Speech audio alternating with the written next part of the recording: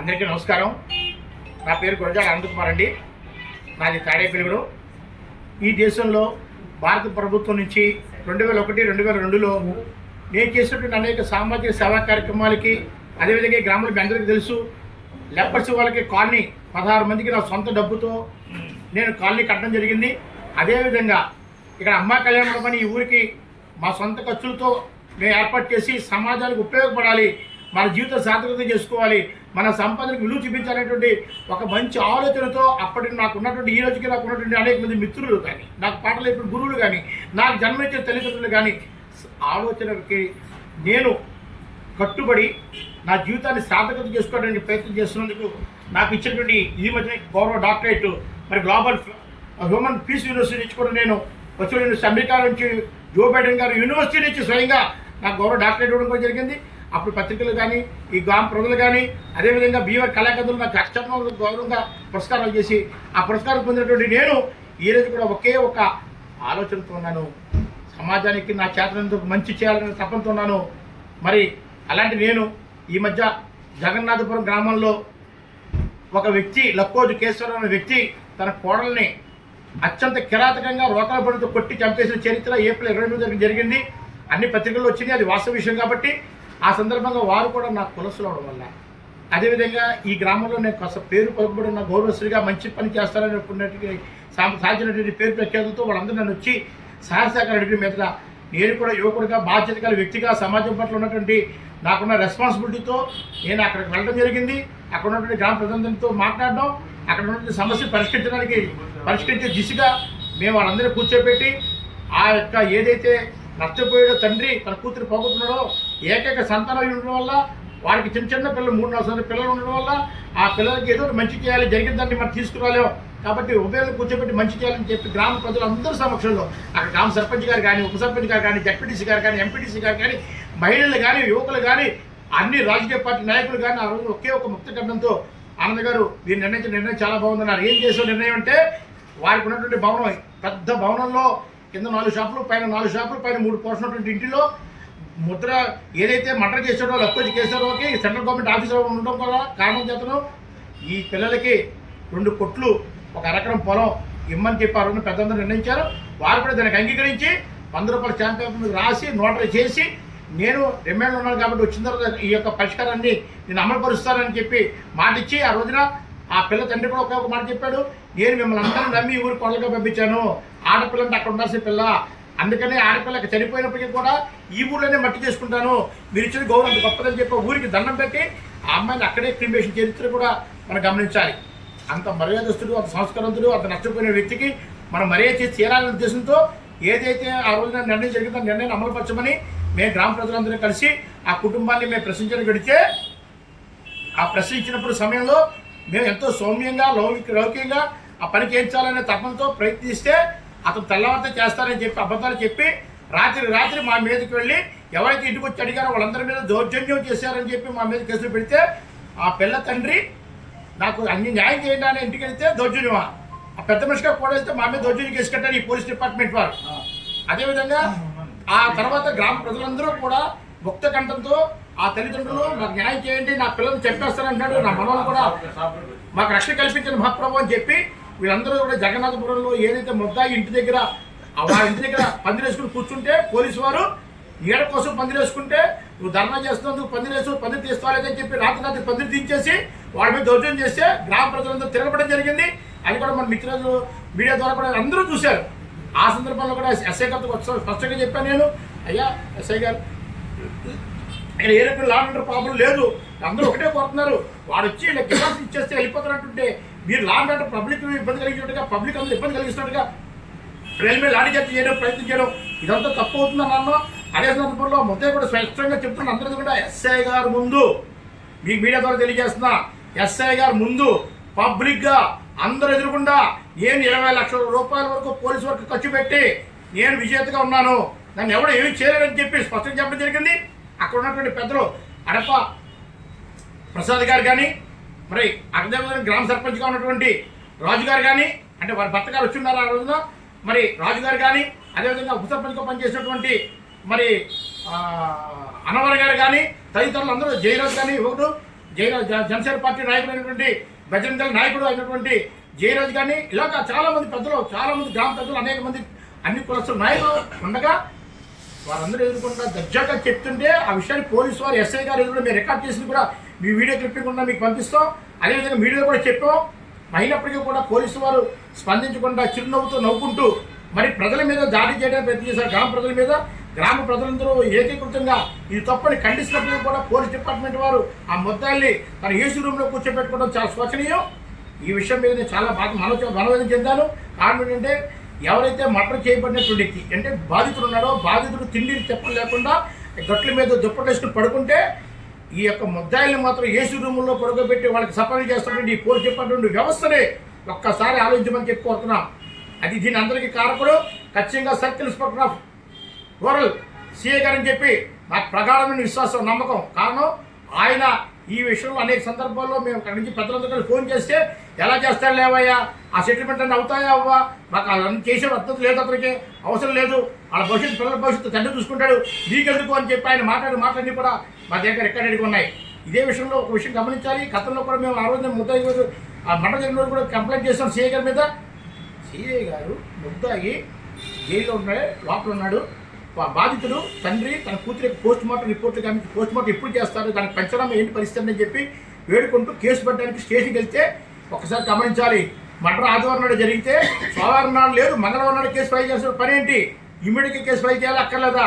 అందులో ఉన్న సాక్షుల్ని, ఆ గ్రామంలో ఉన్నటువంటి వ్యక్తుల్ని కానీ, ఆ షాపులో కింద నుంచి పరిగెత్తుకెళ్ళి ఆ మటన్ని ఆఫ్ చేసడానికి ప్రయత్నం చేసిన వ్యక్తులను కానీ పెట్టకుండా బంధువులు ఎవరైతే వచ్చారో వాళ్ళందరి పేర్లు అందరూ రాశారని కూడా ఈ సందర్భంగా తెలియజేస్తున్నా. ఇది తప్పు కాదా అని మిమ్మల్ని ప్రశ్న ఈ సందర్భంగా మీడియాతో అడుగుతున్నా. ఇది కేసు తప్పుదో పట్టించడానికి, ముద్దాయిని కొమ్ము కాస్తానికి సిఐ గారు ప్రకటించింది వాస్తవం కాదని చెప్పి నేను అడుగుతున్నా. మరి ఇదే విషయంలో సిఐ గారి కూడా ప్రవర్తన తీరు మాకు అనేక అనుమానం కలిగించినాయి. ఇవాళ కూడా మేము నిన్న కాక మొన్న ఈ యొక్క విక్టమ్తో ఏదైతే ముద్దాయి ఉన్నాడో ఆ ముద్దాయి సరే పెద్ద మనుషులు అందరి సమక్షంలో ఒక నిర్ణయం తీసుకుని ఎమ్మెల్యే గారి యొక్క సూచన మేరకు అనుకోండి, అక్కడ గ్రామ ప్రజల సూచన మేరకు అనుకోండి, సమస్య పరిష్కరించుకోవడానికి వెంటనే ప్రయత్నం చేస్తే ఏదైతే సబ్ రిజిస్టర్ ఆఫీస్కి రిజిస్టర్ చేస్తారని చెప్పి రమ్మని సబ్ రిజిస్టర్ ఆఫీస్కి వెళ్ళిన తర్వాత గ్రామంలోకి వచ్చి గ్రామాల బిల్డింగ్లోకి వెళ్ళి అక్కడ సంబంధించిన లింక్ డాక్యుమెంట్ తీసి ఫోటోస్టాట్లు తీసి మాకు ఇచ్చి సబ్ రిజిస్టర్ ఆఫీస్కి రావడం అందరూ కలిసి కూల్గా ప్రశాంత వాతావరణంలో అందరూ వెళ్ళి సబ్ రిజిస్టర్ ఆఫీస్కి కూర్చొని రికార్డు అంతా రెడీ చేసుకున్న తర్వాత ఒక పుస్తకం కానీ ఒక పేపర్ కానీ ఏదో మిస్ అయింది అది తీసుకొస్తానని చెప్పి మళ్ళీ అతను బయటకు వెళ్ళడం ప్రయత్నం చేస్తే కాదని గ్రామ సర్పంచ్ గారు, మరి అదేవిధంగా ఉప సర్పంచ్ గారు, అదేవిధంగా గ్రామంలో ఉన్న పెద్దలు ఇతన్ని తీసుకుని కారులో మన జగన్నాథపురం గ్రామానికి వచ్చి తాడేపల్లి సబ్ రిజిస్టర్ ఆఫీస్ కాబట్టి జగన్నాథపురం వచ్చి జగన్నాథపురం ఆ పేపర్లు చూడడానికి అతను తీసుకెళ్తే అక్కడికి వెళ్ళిన తర్వాత అతను మళ్ళీ తిరగబడి నేను చేయనని చెప్పి తిరగబడుతుంటే గ్రామ ప్రజలందరి సమక్షంలో గొడవ జరుగుతుంటే ఇక్కడ ఉన్నటువంటి నేను సబ్ రిజిస్టర్ ఆఫీస్లో వెయిట్ చేస్తున్నా. నేను ఏదైతే బాధితుడున్నాడో తండ్రి, అమ్మాయిని పోగొట్టిన తండ్రి కూడా అక్కడ వెయిట్ చేస్తున్నాడు. మీ ఇద్దరు కలిసి బరువు మీద బండి మీద వెళ్ళి అక్కడ గొడవ నాకు కంట్రోల్ చేసి పోలీసు వారు పిలిచి ఆ ముద్దాయిని పోలీసు వారికి అప్పచెప్పు ఇక్కడ అంటే లాండ్ ఆర్డర్ ప్రాబ్లం వస్తుంది, అతను కొట్టేసి కానీ ప్రజలంతా తిరగబడుతున్నారు, దయచేసి రక్షణ కల్పించండి చెప్పి డిఎస్పీ గారికి నేను స్వయంగా ఫోన్ చేసి డిఎస్పీ గారు మాట్లాడి డిఎస్పీ గారు సిఐ గారు నెంబర్ ఇచ్చి నేను మాట్లాడిన తర్వాత వాళ్ళు వచ్చి తీసుకెళ్ళడం జరిగింది. ఇంత జరిగిన తర్వాత పోలీసుకి ఇబ్బంది కలిగించారు. వాస్తవం పోలీసు వారు మాకు న్యాయం చేయాలని చెప్పి ఊరంతా ప్రజలు అడ్డంగా కూర్చుంటే తప్పు. పోలీసు వారు మనకు ఉపయోగపడే మనుషులు జాగ్రత్తగా చేస్తారు, లాండ్ ఆర్డర్ ప్రాబ్లం క్రియేట్ చేయకూడదు, మనం మన ఊరు గ్రామ గౌరవం ప్రకటించాలని ఒక జాతీయ యోజన అవార్డు గ్రహీతగా, సామాజిక సేవ తెలిసిన వ్యక్తిగా, న్యాయాలు తెలిసిన వ్యక్తిగా, ఒక పెద్ద మనిషిగా అక్కడ ఉన్నందరినీ క్లీన్ చేసి పోలీసు వారిని అక్కడ ఉన్న గ్రామ మహిళా పోలీస్ వారి చేతుల మీదుగా వాడి పేరు అరుణాదేవి గారు అనుకుంటా, వారి బండి మీద నేను స్వయంగా ఎస్ఐ గారిని అక్కడికి పంపించేసి అంతా కూల్ చేసి వాతావరణం పరిస్థితి చక్కదిద్దిన తర్వాత తెల్లవారేటప్పటికి రాత్రి 10 గంటలకు జరిగిన ఈ సంభాషణకి తెల్లవారేటికి మా మీద మా కిడ్నాప్ కేసు కట్టడం జరిగింది. ఈ కిడ్నాప్ కేసు కట్టి మా మీద దౌర్జన్యంగా చేశారని చెప్పి కేసు కట్టడం జరిగింది. ఈ విషయం నాకు చాలా బాధ కలిగించింది. నేను మనోవేదన చెందడం జరిగింది. కారణం ఏంటంటే ఒక మంచి చేయాలని సమాజంలో నేను చేసినటువంటి అనేక సేవా కార్యక్రమాలకే నాకు భారత ప్రభుత్వం నుంచి అత్యున్నతమైనటువంటి 2001కి నాకు రాష్ట్రపతి అవ్వడం జరిగింది. ఈ అవార్డులో ఎక్సలెంట్ సర్వీసెస్ చేశానని నాకు ఇచ్చారు తప్ప నేను రోడ్డు చేశానో దౌర్జన్యం చేసే మనుషులను అహంభావనను అనాలోచన పనులను నాకు ఇవ్వాల. ఇది ప్రభుత్వం ఇచ్చినప్పుడు వారు ఇచ్చినటువంటి ఆన్ రికార్డు ఇక్కడ రాసుంటుంది నేషనల్ అవార్డ్స్ అని చెప్పి రాసినటువంటి రికార్డులో వాళ్ళు మాకు ఏమి ఇచ్చారో కూడా ఇక్కడ రాసుంటుంది. ఈ సర్వీసులు సమాజానికి చాలా అవసరం అని చెప్పి నన్ను నమ్మి ఇచ్చినటువంటి ఈ గౌరవాన్ని అదేవిధంగా నేను అదే సిద్ధాంతంతో బతుకున్న నన్ను అవమానపరుస్తూ ఒక మంచి పని చేయడానికి వెళ్ళిన వ్యక్తిని మరి గాయపరుస్తూ వాళ్ళు నా మీద పోలీస్ కేసు కట్టడం, పత్రిక ముఖంగా ప్రకటించడం, అనేక మంది నా మిత్రులు స్నేహితులు నన్ను ఫాలో చేసేటువంటి యువత, అన్నా నువ్వు కూడా దౌర్జన్యం చేస్తారు ఎవరి అంట కదన్నా, నువ్వు కూడా తప్పుడు మనిషి ఉంటావు కదన్నా, నువ్వు కూడా పోలీసులతో కుమ్మక్కాయ ఉంటావు కదన్నా, ఆ కుటుంబానికి అన్యాయం చేస్తూ ఉంటావు కదన్నా అని అనేక మంది అనేక రకాలుగా నన్ను ప్రశ్నిస్తుంటే నేను చేతకాని వాళ్ళ ఈ ప్రభుత్వంలో ఉన్నటువంటి ఈ పోలీసు వ్యవస్థ చేసే విధానాన్ని నేను వ్యతిరేకించి మానసికంగా మనోవేదనకు గురై నేను ఒకటే నిర్ణయించుకున్నా. మాకు డాక్టరేట్ ఇచ్చినప్పుడు కూడా చెప్పారు, ఈ డాక్టరేట్ చదువుకుంటే వచ్చిన డాక్టరేట్ కాదు, నేను చేసే సేవా కార్యక్రమాలు గుర్తింపు పొందించేటువంటి వ్యక్తి. ఈ డాక్టరేట్ ద్వారా నాలో ఇన్స్పిరేషన్ క్రియేట్ చేస్తూ నేను మరిన్ని మంచి పనులు చేయడానికి నాకు ఇచ్చేది ఉత్తేజపూర్వకమైనటువంటి ఈ డాక్టరేట్ మరి ఇవాళ నేను చేసిన పనిలో తప్పుందా ఒప్పుందా కూడా తెలియనటువంటి అనాలోచన శక్తికి నన్ను గురి చేయడం జరిగింది ఈ డిపార్ట్మెంట్. నేను చాలా బాధపడుతున్నా, నేను మనోవేదన చెందా. వాస్తవం ఇది. మరి మంచి పని చేసే వారికి గాయం కలిగితే ఏ విధంగా ఉంటుందో మీకు అందరికీ తెలుసు. నేను నా వ్యాపారం పరంగా కూడా సెకండ్ క్వాలిటీకి కానీ సెకండ్ విషయాలకి నేను ఎప్పుడు ప్రయత్నించాలా. ఇదే బంగారం కొట్లో దొంగ బంగారం అమ్మడానికి వస్తే పోలీసులకి పట్టించి ఇచ్చిన చరిత్ర కూడా నా వ్యాపార సంస్థ. అంటే నేను బతికే బతుకు, నేను చేసే వ్యాపారం కూడా నేను నిజాయితీగా ఎదిగా. నా తల్లిదండ్రులు నన్ను నిజాయితీగా పెంచారు, ఈ సమాజంలో నిజాయితీగా బతుకుతున్నా. అటువంటి నన్ను ఎంత దారుణంగా అవమానించడం, నా మీద కేసు కట్టడం, ఈ కేసు నిలబడడం అనేది తర్వాత విషయం. పత్రికా ముఖంగా నా పేరు, నా తండ్రి 96 సంవత్సరాలు, ఆయన నాన్న మా కుమ్మస్తా తెలియక అంకుల్ గారి అన్నగారు రెడీ అంటే గుమ్మస్తా గారిని మీ బాబాయ్ మా అబ్బాయి గారు వేయడమంటే నాన్నగారు బయటికి వెళ్ళారంట, ఆయన అయితే పోలీస్ కేసు కట్టారంటే తెలియక కుర్రాడు చెప్తే మా నాన్నగారు రాత్రి 9:30కి ఇంటికి వెళ్ళిన తర్వాత చాలా బాధపడిపోతూ చాలా ఏడుస్తూ అన్న ఏంటమ్మా ఇలా జరిగిందంటే ఏంటమ్మా అని అడుగుతుంటే ఏం నాన్న ఇలా జరిగిందంటే ఆయన ఎంత బాధపడ్డారో కూడా ఒక్కసారి మిత్రులు నేను రిక్వెస్ట్ చేస్తున్నా, ఒక్కసారి మా నాన్నగారు కూడా మీరు విజువల్స్ తీసుకోవాలి, ఆయన ఎంత బాధపడ్డారో కూడా తెలియాలి. మరి తండ్రిని నేను నిరంతరం జాగ్రత్తగా కాపాడుకుంటున్నాను. నా తండ్రికి గాయం కలిగింది మనసుకి. మరి నా తండ్రి పేరు కూడా గురజాడ ఆనంద్ కుమార్, తండ్రి కనకారావు. మా తండ్రి ఏం చేశాడని మా తండ్రి పేరు కూడా పత్రిక ముఖంగా అవమానపరిచే విధంగా రావాలి. నేను ఏం తప్పు చేశాను నా పేరు అవమానకరంగా పేపర్లో రావాలి. ఎంతమందికి దీన్ని మీరు సమాధానం చెప్పగలుగుతారు? కాబట్టి నేను మానసికంగా వేదన చెంది నాకు ఈ అర్హత లేదు, ఈ అవార్డులు నేను తిరిగి తీసుకోవాలి, నేను అవార్డుగా ఎక్కడైనా మాట్లాడుకోవాలంటే ఏ ఇన్విటేషన్ నా పక్కన అవార్డు ఆనంద్ కుమార్ గారు జాతీయ అవార్డు రైతాన్ని వేస్తారు, మరి డాక్టరేట్ ఆనంద్ కుమార్ గారు రాస్తారు. ఈ అర్హత నేను కోల్పోయానని, ఇలాంటి అర్హత నేను తిరిగి పొందాలంటే నా మీద ఉన్నటువంటి ఈ నెందులో నిజంగానే క్లియర్ అయిన తర్వాతే దీనికి అర్హుడిని, కానీ కానంతసేపు నాకు అర్హత లేదని నా మనస్సాక్షికి నేను తిరిగి ప్రభుత్వానికి ఇవి ఈ రోజునే యువజన సర్వీస్ శాఖ వారికి నేను తెలియజేసుకున్నా. తద్వారా గవర్నర్ గారిని అపాయింట్మెంట్లు తీసుకున్నాను. 4:30కి ఇవాళ తప్పనిసరిగా అవార్డు అపాయింట్మెంట్ వస్తుందని ఆశిస్తున్నా. వారికి నేను కలిసి స్వయంగా ఈ అవార్డుతో పాటు ఆ రోజు నాకు ఇచ్చినటువంటి బట్టలు, ఈ అవార్డు ఇచ్చినప్పుడు ఈ బట్టలు కూడా వాళ్ళే ఇస్తారు. ఇవన్నీ నాకు ఇలా గవర్నమెంట్ అవార్డు కూడా ఇచ్చింది, ఇలా మెడల్ ఇస్తారు. ఈ మెడల్ని అన్నింటినీ కూడా ఈ సమక్షంలో నేను ప్రభుత్వానికి అందిస్తానని చెప్పి ఈ బట్ట కూడా వారిచ్చియే.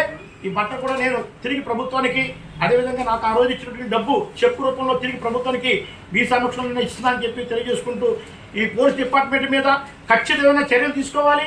ఇలాంటి పోలీస్ డిపార్ట్మెంట్ ఉంటే రాబోయే రోజుల్లో యువతకి సరైనటువంటి అవగాహన లేక సమాజంలో సరైనటువంటి జీవన విధానం ఉండదని చెప్పి ఇలాంటి వ్యక్తుల మీద చర్యలు తీసుకోవాలని ఇప్పుడున్న ముఖ్యమంత్రి వారిని, అదేవిధంగా ఉప ముఖ్యమంత్రి వారిని కూడా నేను రిక్వెస్ట్ చేస్తున్నా. మన ప్రభుత్వాలు వచ్చిన తర్వాత అప్రజాస్వామిక వ్యవస్థ నుంచి ప్రజాస్వామిక వ్యవస్థలోకి వచ్చామని ఆనందపడుతున్న సమయంలో అప్పుడున్నటువంటి అప్రజాస్వామ్యంలో పనిచేసినటువంటి ఈసీఏ ఇప్పుడు కూడా పనిచేస్తూ ఇంకా అటువంటి వాళ్ళనే కంటిన్యూ చేస్తారు.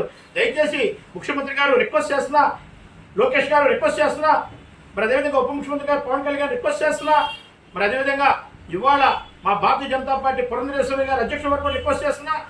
మరి నేల ప్రపంచంలో బ్రతుకుతున్నటువంటి ఇటువంటి వ్యక్తుల మీద మీరు ఖచ్చితంగా సరైనటువంటి చర్య తీసుకొని సమాజానికి ఉపయోగపడే విధంగా మంచి వారికి అవకాశం కల్పించి మరింతగా మీరు కూడా ప్రోత్సహించాలని మా నిజాయితీ గుర్తించి మా గౌరవాన్ని చెప్పి సందర్భం కోరుకుంటూ హృదయపూర్వక నమస్కారం తెలుసుకుంటూ బాధ సంతోషాలతో మీకు నా హృదయపూర్వక ధన్యవాదాలు.